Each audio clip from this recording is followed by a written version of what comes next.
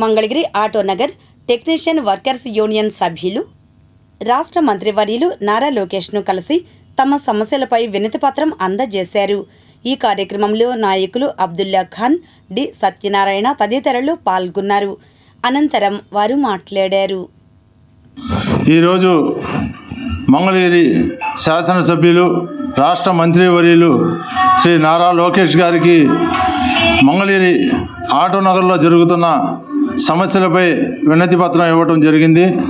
వినతి పత్రంలో మంగళగిరి ఆటో నగర్లో సుమారు 200 షెడ్లు మేమందరం అద్దెకుంటున్నామని గతంలో మీ దృష్టికి ఎన్నోసార్లు తీసుకొచ్చామని ఆయనకి విడమర్చి చెప్పడం జరిగింది.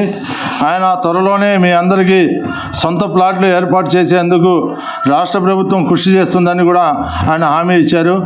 ఆయనకి మా అందరి తరపున మంగళగిరి ఆటో నగర్లో పనిచేస్తున్న వివిధ చేతి వృత్తుల వారి అందరి తరపున ప్రత్యేక ధన్యవాదాలు తెలియజేసుకుంటా ఉన్నాము.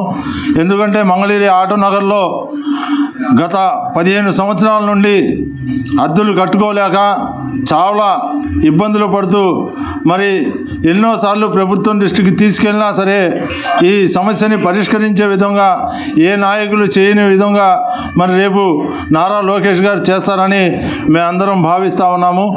ఎందుకంటే ఇక్కడ నారా లోకేష్ గారు పిలవగానే పలికే వ్యక్తిగా ప్రతి సమస్యను తన సమస్యగా భావించి మరి అభివృద్ధిలో సంక్షేమంలో తెలుగుదేశం పార్టీ చేస్తున్న కార్యక్రమాలని దృష్టిలో పెట్టుకొని మా సమస్యను కూడా ఆయన త్వరలోనే పరిష్కరిస్తారని మేమందరం భావిస్తూ